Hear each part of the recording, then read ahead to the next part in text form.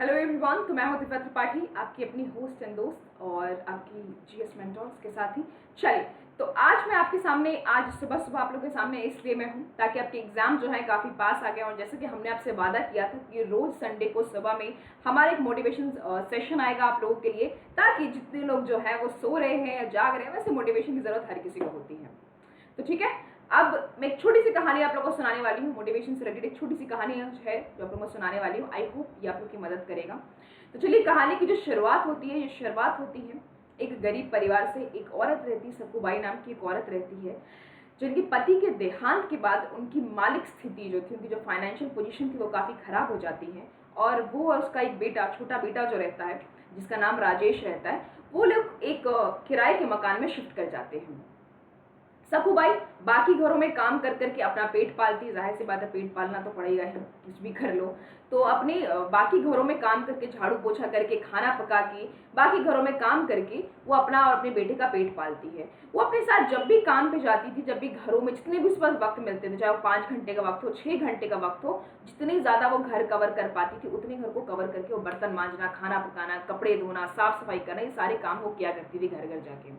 वो साथ में अपने बेटे को, राजेश को भी वहाँ पे लेके जाया करती थी, घर पे अपने बेटे को भी लेके जाया करती थी। उसका बेटा, जब उसकी माँ काम किया करती थी, तो उसका बेटा जो था राजेश, वो वहाँ पे बैठ के जो रद्दी में पड़े हुए अखबार रहते थे, उन अखबारों को पढ़ा करता था। एक दिन कुछ यही देख के घर की जो मालकिन आती है, वो उसे टोकती है और कहती है कि तुम क्या ये पढ़ाई लिखाई में व्यस्त हो रही, अखबार तुम क्यों पढ़ रहे हो? तो राजेश उसमें कहता है कि हमारी मालिक स्थिति जो है, हमारी जो फाइनेंशियल कंडीशन है, वो अच्छी नहीं है। इस वजह से मैं किताबें लेना तो अफोर्ड नहीं कर सकता हूँ, उतनी तो है नहीं, लेकिन मैं जितना भी हो पाता है, मेरी माँ जब जब किसी भी घर में काम करने जाती है, तो मैं वहाँ से जो भी रद्दी में पड़े हुए जो अखबार हैं, मैं उनको पढ़ के अपनी नॉलेज को थोड़ा बूस्ट कर लेता हूँ। उस पर वो काफ़ी हंसने लगती है और कहती है कि तुम्हें नॉलेज लेके तुम ज्ञान प्राप्त करके क्या कर लोगे? तुम्हें क्या कोई अफसर बनना है, कोई कलेक्टर बनना है तुम्हें? तो बच्चा वहाँ पे कहता है कि मुझे अफसर बनना, मुझे कलेक्टर बनना है। ये सुन के उसके बाकी सारे लोग जो होते हैं वो हंसने लगते हैं। वो कहते हैं कि जाके अपनी माँ की मदद कर काम में, तेरी माँ बर्तन धो रही है, झाड़ू पोछा कर रही है, जाके उसकी मदद कर। ये क्या तू ख्वाब देख रहा है कलेक्टर बनने का? वो तू कभी नहीं बन पाएगा। और सारे लोग उसके घर के जितने भी मेंबर थे वो हंसने लगते हैं राजेश के ऊपर। ये देख के राजेश की माँ को, यानी सकुबाई को और राजेश को बहुत बुरा लग जाता है। खैर, ये सब देख के अब वो लोग कुछ कह नहीं पाते, वहां से चुपचाप वो लोग वापस घर आ जाते हैं। घर आने के बाद सकुबाई ने ये निर्णय लिया कि वो और ज्यादा मेहनत करेगी और अपने बेटे को जितना हो सकेगा उतना पढ़ाएगी। अब उतनी ज्यादा उसकी स्थिति तो थी नहीं। उन्होंने शादियों में रोटी पकाने का काम करना शुरू कर दिया। रोज सुबह राजेश और उसकी माँ सुबह 3 बजे उठते थे और 15-20 किलो का आटे का रोटियां बनाते थे शादियों में उसके लिए। तो अभी सिचुएशन क्या हो गया कि एक बार किराए के मकान में लोग रहते थे, तो किराए के एक बार मकान मालिक का आता है और कहता है कि सकुबाई, बहुत गुस्से में आता है और कहता है कि सकुबाई, तुम लोग और तुम्हारा बेटा जो है रोज सुबह 3 बजे उठ जाते हो और बिजली की खपत जो है तुम लोग करनी शुरू कर देते हो। तो या तो तुम ये घर खाली करके यहाँ से चले जाओ, या तो फिर बिजली का किराया बढ़ा दो। लेकिन तुम्हारी तो उतनी है नहीं हिम्मत, उतनी हैसियत कि तुम बिजली का किराया जो है वो मुझे बढ़ा के दे सकती हो। ये सुन के दोनों बहुत देर तक फूट फूट के अपनी किस्मत पे रोए, सोचे कि आखिर ऐसा क्यों हो रहा है, लेकिन हिम्मत नहीं हारी उन लोगों ने। और राजेश ने फिर उनके पास एक आइडिया आया कि क्यों ना लालटेन में वो लोग काम किया करेंगे, क्योंकि उतने पैसे थे नहीं कि बिजली का बिल चुका पाएं, उतना बिजली का किराया दे पाएं, और अगर सर से छत छिन जाएगी तो फिर रहेंगे कहाँ। खैर, राजेश जो था वो लालटेन से, सुबह से लालटेन जलाते थे राजेश और उसकी माँ, अपना दोनों काम करते थे। राजेश उस वहाँ पे अपनी माँ की मदद भी करता था उनके कामों में और पढ़ाई भी किया करता था। इधर उसने स्कूल में दाखिला भी ले लिया था, सरकारी स्कूल में दाखिला भी ले लिया था, जहाँ पे उसके अध्यापक देखते हैं कि बहुत मेधावी छात्र है ये। 10th में पहुँचता है वो, 10th में वो टॉप करता है, 12th में पहुँचता है, काफ़ी ज़्यादा टॉप करता है। उसके बाद उसके सब शिक्षक ऐसा देखते हैं तो कहते हैं कि तुम्हें दिल्ली जाना चाहिए और दिल्ली जाके तुम्हें तैयारी करनी चाहिए।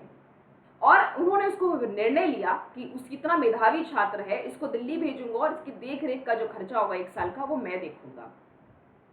ये कह के राजेश को दिल्ली भेज देता। माँ का आशीर्वाद लेके वो दिल्ली पहुंचता है, दिल्ली जाता, वहाँ पे तैयारी करता है बैठ के। जितने भी उसे रद्दी से या लोगों से या दोस्तों से कोई भी अगर किताब मिल जाती थी उनको बैठ के पढ़ा करता था। उसके साथ ही उसने एक लाइब्रेरी ज्वाइन की। आपको पता ही होगा, दिल्ली में आप लाइब्रेरी ज्वाइन करो, फिर किसी भी शहर में आप जब लाइब्रेरी ज्वाइन करते हो, अब जिनके पास क्या होता है सिनारियो की आप किताबें खरीद नहीं सकते हो, तो जितनी भी लाइब्रेरी में किताबें रहती थी वो पढ़ा करता था बैठ के। रात भर वहाँ पे लाइब्रेरी में बैठ के पढ़ा करता था, रात भर किताबें निकाल निकाल कर, जितना उसे पॉसिबल होता था। इवन जितना पॉसिबल नहीं होता था उससे बढ़ के, अपनी क्षमता से आगे बढ़ के उसने मेहनत करी और वहाँ पे किताबें निकाल के पढ़ा करता था। एक दिन एग्जाम का वक्त आया और एग्जाम पे जो जा रहा था, एग्जाम देने जा रहा था, उसका क्या होता है, उसका एक्सीडेंट हो जाता है रास्ते में, जिसमें उसके बाएं हाथ में और बाएं पैर में बहुत तेज चोट आती है और खून बहने लगता है। उसका सर चकरा गया इस चीज सोच के, क्या वो एग्जाम देने कैसे जाएगा, उसका इंपॉर्टेंट पेपर था उस दिन उसके एग्जाम का, वो एग्जाम देने जाएगा कैसे। अब उसके पास दो रास्ते थे, या तो वो वापस लौट जाता और अपनी किस्मत पे रोता और कहता कि भगवान हमेशा मेरे साथ ही ऐसे करते हैं, मेरे को बहुत तेज चोट लगी थी तो मैं कैसे जाता एग्जाम देने के लिए। वो ये एक्सक्यूज दे के, बहाने दे के या तो अगले साल के लिए प्रिपेयर करता, या तो फिर वो अपने एग्जाम सेंटर की तरफ बढ़ जाता ये सोच के कि उसका दायां हाथ जो था वो सलामत था और उसने वही किया। उसके मन में एक ख्याल आया कि अगर मैं एक साल, अगर मेरा ये साल बर्बाद हो गया तो मेरे माँ को दिखाए हुए जो मेरे सपने हैं, जो मेरी माँ जो इंतजार कर रही है बाकी घरों में काम करके जो पैसे कमा रही है, वो सपना भी जो मेरा है, माँ को बताया हुआ कि मैं अफसर बन के आऊंगा, वो भी सपना जो है मेरा टूट जाएगा और फिर मेरे पढ़ाई का खर्चा कौन उठाएगा। कुछ उसने ये सोचा कि चलो मेरा दायां हाथ तो जो है, मेरा दायां हाथ सलामत है, ये सोच के वो सीधे बढ़ जाता है एग्जामिनेशन सेंटर की तरफ, एग्जाम जाता है, अच्छे से एग्जाम देता है अपने दुख दर्द को भूल के, और वहां से वापस लौट के फिर वो जाता है अस्पताल में, जाके अपना इलाज कराता है, अस्पताल में भर्ती होकर वहां पे अपना इलाज कराता है। फिर वहां से वो गांव वापस चला जाता है, अपना एग्जाम वगैरह देके वो अपने गांव वापस चला जाता है। वहां पे फिर अखबार में रिजल्ट जो था वो प्रकाशित होता है और रिजल्ट में उसका नाम भी आता है। बहुत खुशी के साथ वो अखबार लेके जाता है अपनी माँ के पास और कहता है कि देखो माँ, मैं सेलेक्ट हो गया, अब मैं अफसर बन गया, मैं कलेक्टर बन गया। दोनों बहुत रोई, खुशी के आंसू थे, दोनों की मेहनत आखिरकार जो थी सफल हुई। तो इस कहानी से हमें क्या सीख मिलती है? खैर आप लोग कमेंट सेक्शन में मुझे बताइएगा जरूर कि कहानी आप लोग किस इंसान से रिलेट कर पा रहे हैं। कुछ आप लोग को सुना सुना लग रहा होगा ये स्टोरी, तो अगर कुछ थोड़ी बहुत भी अगर पार्ट किसी इंसान से रिलेट हो रहे हैं तो देखिए हमारे पास दो ऑप्शन रहते हैं यहाँ पे, या तो हम हिम्मत मान के हिम्मत हार जाएं, हम हिम्मत बिल्कुल हार जाएं सिचुएशन में, या तो हम उठ खड़े हों और कहें कि नहीं मेरे को ये चीज़ चाहिए। मैंने हमेशा अपनी क्लास में एक बात कही है कि आपको ज़रूरत ये है, मतलब यहाँ पे ये बनता है कि आपको किसी चीज़ को कितना चाहता है, आपको वो चीज़ कितनी बुरी तरीके से अपनी ज़िंदगी में चाहिए, वो मायने रखता है। अगर आपको वो चाहिए होगा मतलब वो चाहिए होगा। और हमेशा मैं एक बात कहती हूँ ना, मन के हारे हार है, मन के जीते जीत। देखो हमारे साथ जब भी कोई सिचुएशन आती है तो हम कैसे करते हैं, अरे यार शिट हमारे साथ ही ऐसा क्यों हो गया, भगवान हमारे साथ ही ऐसा क्यों करते हैं हमेशा। तो बेटा आप, हम, मैं, जितने यहाँ पे सारे लोग हैं, सबके सब जो है मुसीबतों से झेल रहे हैं, सबके सब जो है मुसीबत में फंसे हुए हैं, लेकिन वहां पे आगे वही बढ़ता है जो मुसीबतों का सामना करके हिम्मत नहीं हारता और कहता कि नहीं मैं लगा रहूंगा, जब तक मेरे लक्ष्य की प्राप्ति है ना नहीं मिल जाएगी तो मैं लगा रहूंगा। अच्छा, बिहार के दशरथ मांझी की कहानी हर कोई जानते हैं, किस तरीके से छेनी और हथौड़ी के साथ पूरा का पूरा एक पहाड़ तोड़ दिया। मतलब ऐसे तुम अगर देख के कहो तो यार हमसे ना हो पाएगा हथौड़ी और छेनी से। सोचो वो हिम्मत, वो जज्बा, कहते हैं अगर तुम्हारे अंदर वो हिम्मत और जज्बा है तो तुमने किसी भी चीज को फतेह कर लेना है, कर लेना। मतलब कहते हैं ना, जहां चाह वहां राह, मन के हारे हार है, मन के जीते जीत।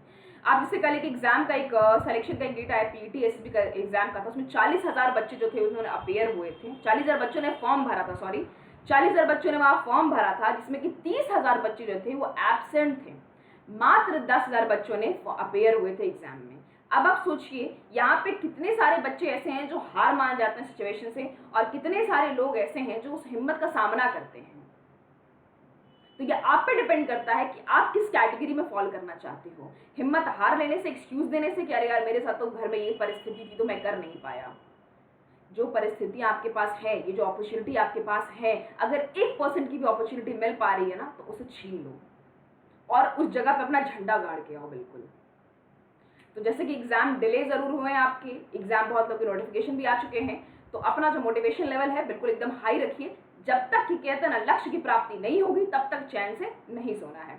तो जैसे कि मेरे बारे में आप यहाँ पे देख पा रहे हैं, आगे बढ़ते हैं। आप हैं अनअकैडमी के प्लेटफॉर्म पे, जो कि इंडिया का सबसे बड़ा लार्जेस्ट लर्निंग प्लेटफॉर्म है।